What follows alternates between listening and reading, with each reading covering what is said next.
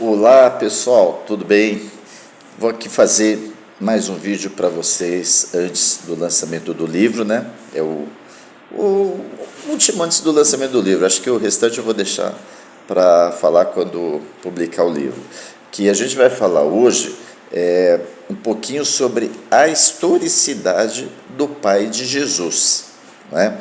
Que assim, os evangelhos eles trazem ali uma questão polêmica ali sobre o entendimento, né, como Jesus vive essa questão da família, né? Então eu vou questionar aqui com vocês, fazer uma reflexão sobre a historicidade do pai de Jesus, né? Já que o que a gente tem na tradição é que Jesus é filho de Deus, que Jesus nasceu de uma virgem, né? E eu já mostrei isso em outros vídeos, falando aí do Natal, que essa história do nascimento virginal, ela é mito, né? É mito.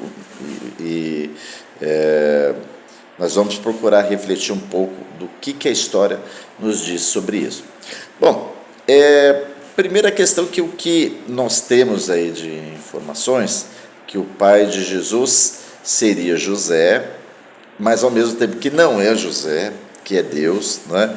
Então, lembrando vocês que a gente sempre fala da questão do Jesus histórico, não do Cristo da fé, do Cristo que é Deus, do Cristo das religiões. A gente fala do Jesus, do homem que provavelmente caminhou ali na região da Galileia, né? Então, a primeira questão é que assim, o que a gente tem de histórico sobre Jesus, na medida em que os historiadores ali contemporâneos de Jesus, nenhum deles escreveu sobre Jesus. E isso é uma coisa complicada, porque quando a gente pensa hoje na figura de Jesus, a gente pensa, pô, Jesus é um megastar, era um cara super famoso, né? O homem mais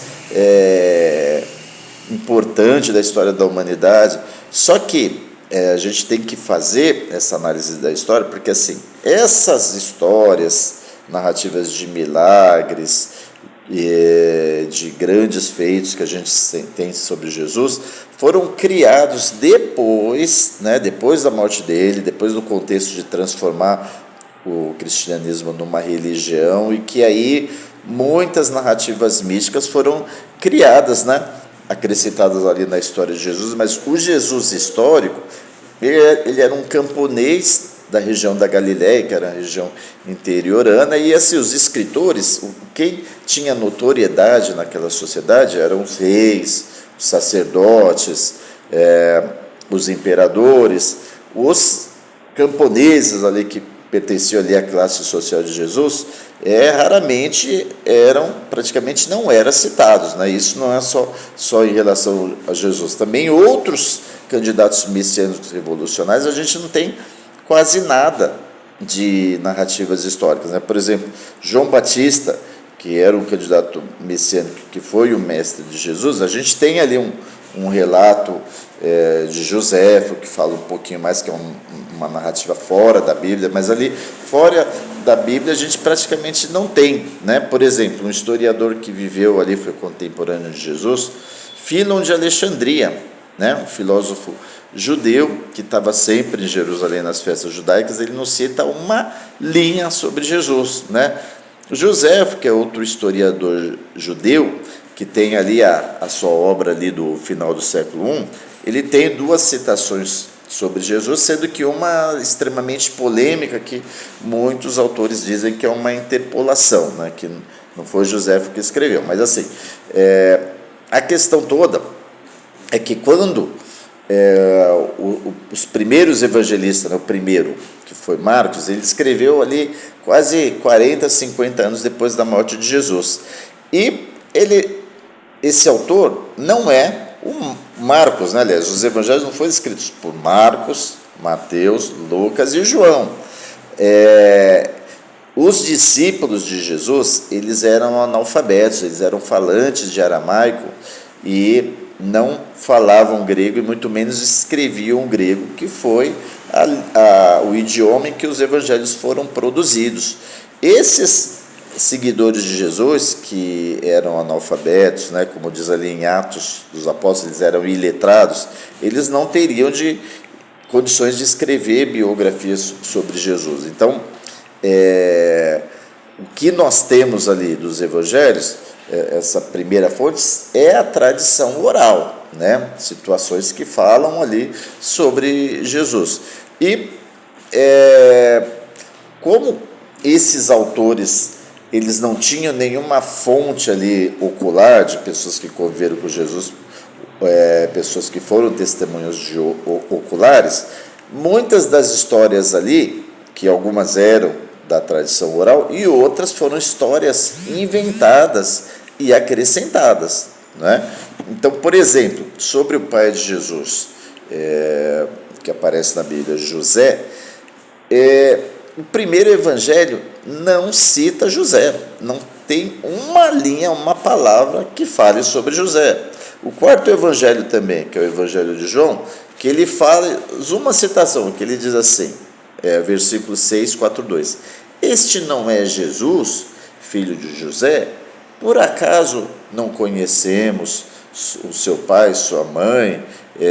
Como é que agora ele diz que desceu do céu? Né?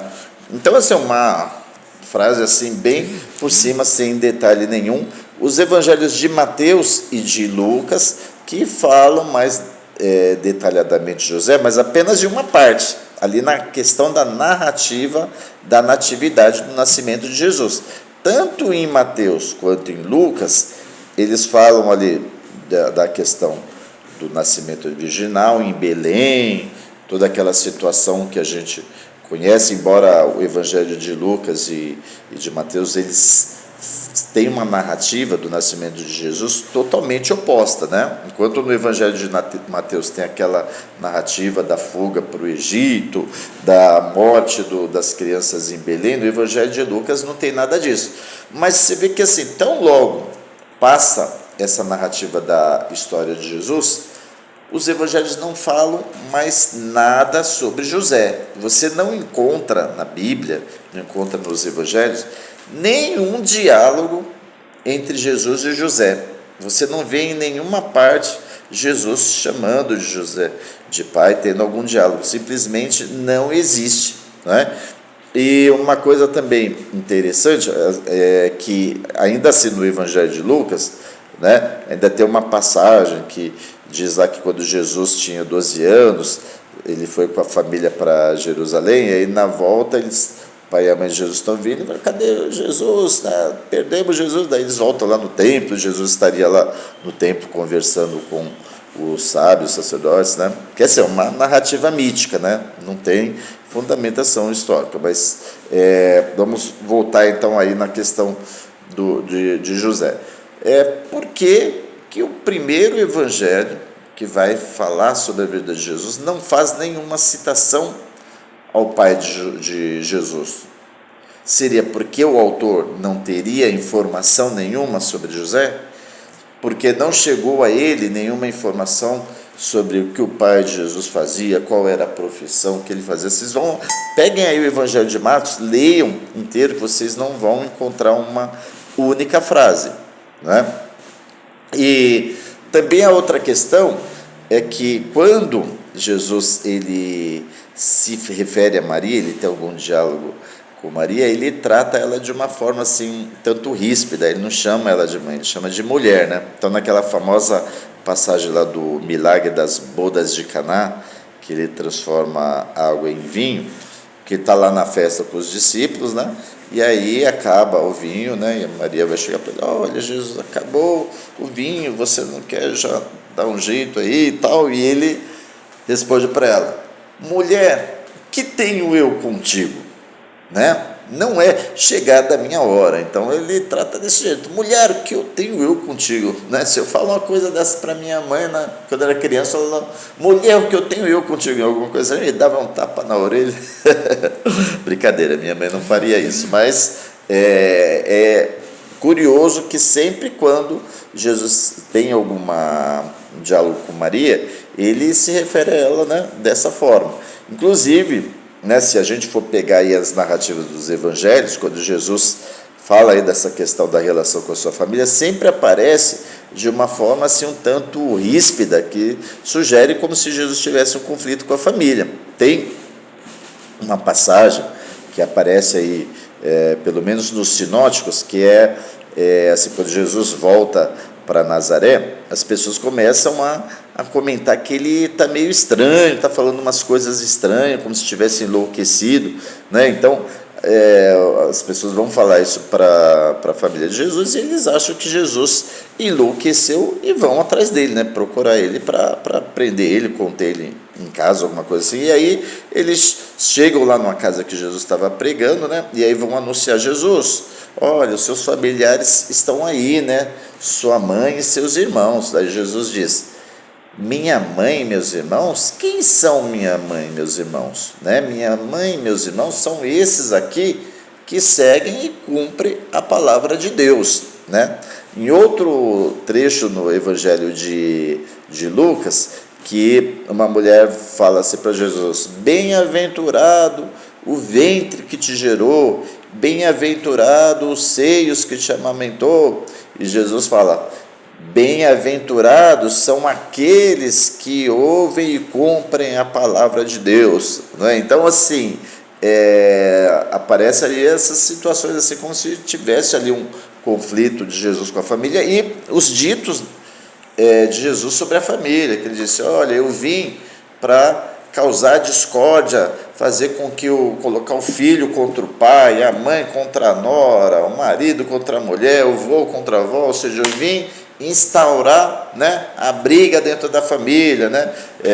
Assim, quem ama mais seu pai e sua mãe mais do que eu, não merece ser o meu seguidor, né? Então, você vai fazendo aí um apanhado dos ditos de Jesus sobre a família nos evangelhos, você vai encontrar questões assim que pro cristão, né, questionar: pô, mas a gente fala tanto da questão da família cristã, do amor, como é que se justifica então esses ditos de Jesus que são como críticas à família, né? E essa relação de Jesus com a sua própria família, como é que é essa questão? Primeiro que assim, né, a gente não pode achar que o que está escrito dos evangelhos, ali, os ditos de Jesus, que realmente são os ditos de Jesus. Porque se o autor está escrevendo 40, 50, 80, 100 anos depois e não conheceu testemunhas oculares, como é que você pode afirmar que aquelas palavras são de Jesus? Né? É claro que da tradição oral, algumas coisas podem remeter ao Jesus histórico, mas não significa que Jesus falou necessariamente aquelas palavras. Que também a gente tem que entender que o contexto ali, o conceito de família que Jesus vai instaurar ali no seu movimento, é alguma coisa extremamente radical. Por quê? Porque acreditava que ali se estava chegando no final dos tempos, né, no período apocalíptico, e que as pessoas deveriam ter renúncia a esse apego familiar e que o modelo de família é aquele modelo de quem segue o movimento de Jesus. A família é aquela.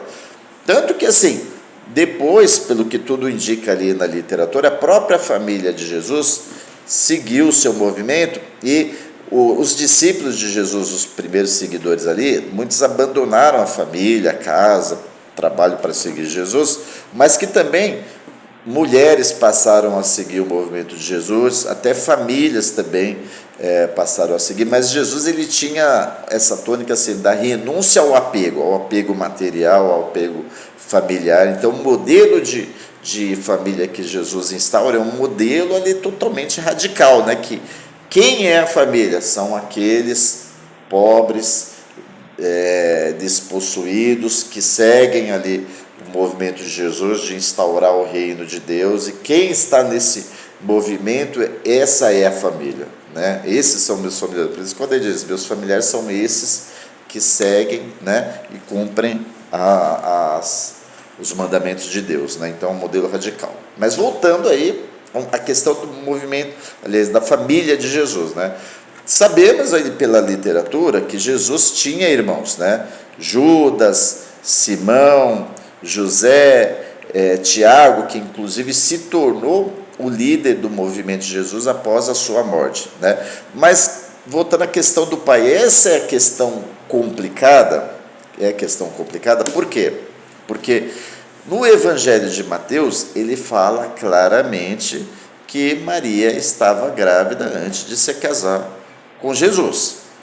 E diz que Maria teve ali uma concepção divina, de que ela era virgem.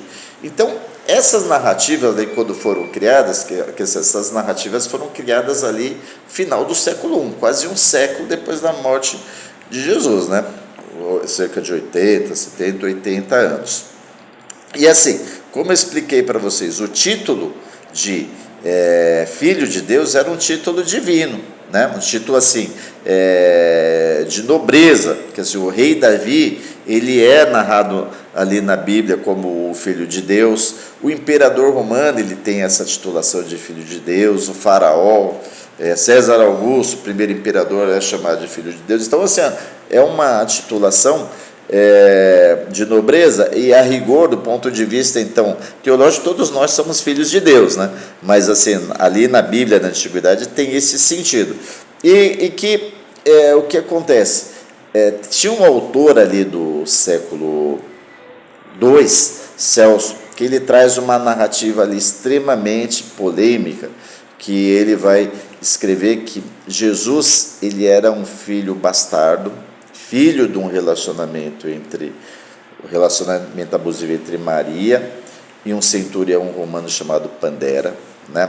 É uma narrativa polêmica que provavelmente vocês nunca ouviram falar, né? Mas que essa narrativa ela está presente no Talmud, que faz parte das escrituras judaicas, e foi narrada pelo filósofo Celso, que ele era um crítico ali do cristianismo inicial, e que nós não temos acesso a essa obra de Celso, ela se perdeu. Nós sabemos dessa narrativa, porque Orígenes, um dos pais da igreja, ele publicou uma obra fazendo uma crítica, né, do pensamento de Celso, principalmente uma crítica dessa narrativa aí de dizer que Jesus seria filho do centurião, né, ou seja, Yeshua ben Pandera, né? Mas alguns historiadores dizem que essa narrativa ela é um boato que já existia na época de Jesus, né? E também é uma crítica que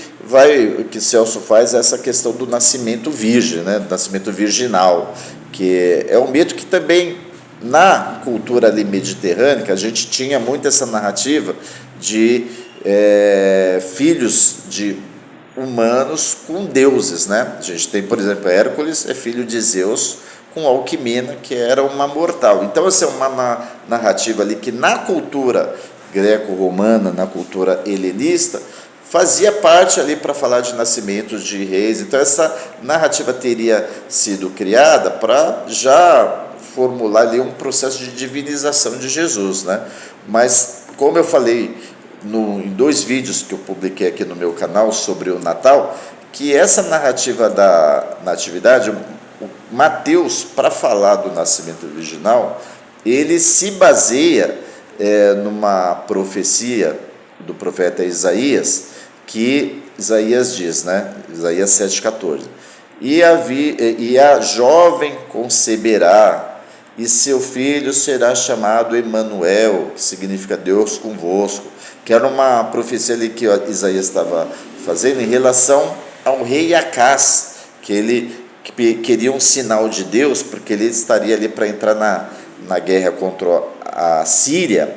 Ele queria um sinal de Deus, e Isaías disse que o sinal será, né, a concepção da jovem, que no caso era a esposa do rei Acás, que acabou engravidando, né, que se tornaria o rei Ezequias, né? Mas Mateus usou uma tradução errada, né, que na Septuaginta, que é a versão grega da Bíblia hebraica, a palavra jovem, que em hebraico significa betulá, foi traduzida como páteros, que significa virgem. Então, foi traduzido errado, né, como a virgem conceberá, e Mateus, se baseando nessa tradução errada, que ele criou essa história de que Jesus nasceu de uma virgem para cumprir a profecia de Isaías. Então, isso é mito. E como essa narrativa gerou ali muitas críticas, né? Existia esse boato aí de que Jesus seria um filho bastardo. Mas como o Celso está escrevendo ali no século II, está muito distante ali historicamente, né, dos acontecimentos ali da época. Mas de qualquer forma, assim, a gente precisa refletir por que os evangelhos eles são tão lacônicos em relação à figura de José, né? Se o pai de Jesus realmente se chamava José, o que nós sabemos sobre essa figura. E assim, você vê como a questão é complicada, que em Marcos, que é o primeiro evangelho, tem o versículo 6:3, que significa que estão dizendo assim dos moradores de Nazaré, se refere a Jesus. Este não é o carpinteiro, filho de Maria, irmão de Tiago, José, Judas e Simão? Você falar, se referir a uma pessoa a partir do nome da mãe, era uma coisa assim, extremamente complicada na cultura judaica, porque você só podia, assim, você não falava sobre o nome da pessoa, você falava assim, fulano, filho de Cicrano, ou fulano de tal cidade. Então, por exemplo, Ranina ben Dossa, Ranina, filho de Dossa, Simão bar Jora, Simão, filho de Jora, porque geralmente usa a palavra filho ou no aramaico ben ou no hebraico bar. Então, você falar Jesus, Yeshua, bar Miriam, era algo escandaloso. Falar Jesus, filho de Maria, é escandaloso. Você teria que falar a partir do pai, né? Ou seja, Yeshua ben Yosef, Yeshua bar Yosef, mas jamais falar da referência da mãe. Tanto que isso assim, era tão escandaloso para a cultura judaica, que no evangelho seguinte, Mateus, ele corrige essa gafe, né? Mateus 13:5, ele fala, não é este o filho de carpinteiro, irmão de Tiago, José, Judas e Simão? Ou seja, ao invés de ele falar, não é este filho de Maria, ele fala, não é este o filho do carpinteiro, só que assim, ele não cita o nome de José, só fala o filho do carpinteiro. Então, José é uma figura assim, extremamente lacônica nas escrituras, a gente não sabe nada sobre o personagem. O evangelho de João simplesmente silencia, né? E o Marcos silencia, João fala só um versículo, e Marcos e Mateus, quando passa aquela narrativa da natividade, simplesmente não se fala mais de José.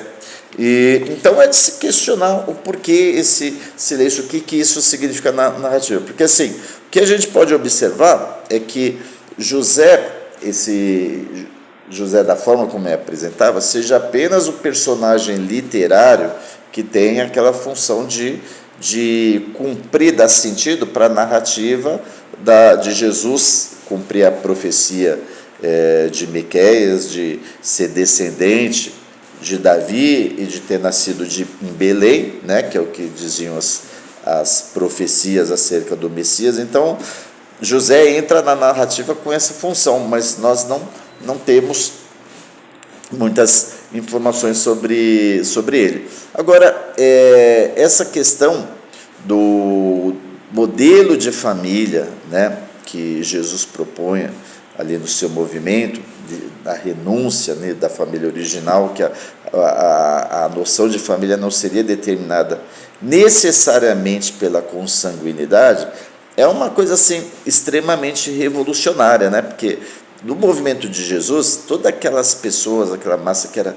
totalmente excluída, né, da sociedade judaica, que eram os doentes, os pobres, os mendigos, toda aquela massa, que essas pessoas já não tinham mais nem vínculos familiares, não é? Então Jesus ele cria um movimento para implantar um reino de Deus em que essas pessoas encontram um vínculo familiar dentro do próprio movimento, né? As pessoas que estão ali passam a ser a família, e que também nós sabemos que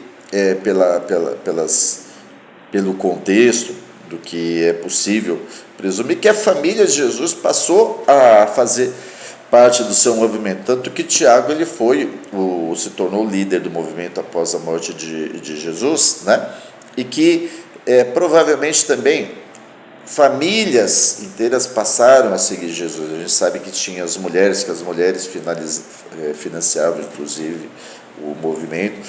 Mas, realmente, se pensar nessa questão de como era a relação de Jesus com a sua família e como era a relação com o seu pai, é uma coisa assim extremamente enigmática que vale a pena a gente pensar. A gente poderia até falar, pô, mas isso aí é invenção dos evangelistas. Jesus não faz essa crítica à família, Jesus não tratava a sua família, a sua mãe dessa forma assim, tão ríspida. Só que assim, quando a gente vai fazer uma análise histórica, tem um princípio que se chama o princípio do constrangimento, né? Que assim, seria constrangedor para a comunidade cristã narrar, né, que o Messias, né, do cristianismo, ele tinha uma relação ruim com a família, que ele tratava a mãe de uma forma muito ríspida, que não aparece diálogo com o pai dele. Então seria constrangedor apresentar essa narrativa. Então, justamente por ser constrangedor, que pode ser um fato verdadeiro. É como assim, da relação de Jesus com João Batista, né? Pelo esse critério do constrangimento, seria constrangedor dizer que Jesus foi batizado por João Batista. Por quê? Porque na relação do batismo, aquele que batiza está hierarquicamente numa posição superior ao batizado, ao que é batizado. E além disso, o batismo de João Batista era um batismo para remissão de pecados e arrependimento, né? Jesus precisaria se reconhecer como pecador para ser batizado por João Batista. Então é um fator assim, um critério constrangedor, né, para ser narrado pela comunidade. Bom, pessoal, então assim, esse vídeo é um convite, né, a refletir sobre essa questão das relações familiares no movimento de Jesus, né? Eu estou abordando isso no meu livro também. Felizmente, consegui terminar o livro, agora eu só estou fazendo a revisão e provavelmente até o lançamento do livro eu não vou fazer outro vídeo, né? Só quando for o lançamento, que aí eu vou fazer mais vídeos. Mas isso aqui é um aperitivo, né, para vocês terem aí uma degustação, uma curiosidade para estudar aí as reflexões que eu apresento no livro, tá bom? Grande abraço e até o lançamento do livro.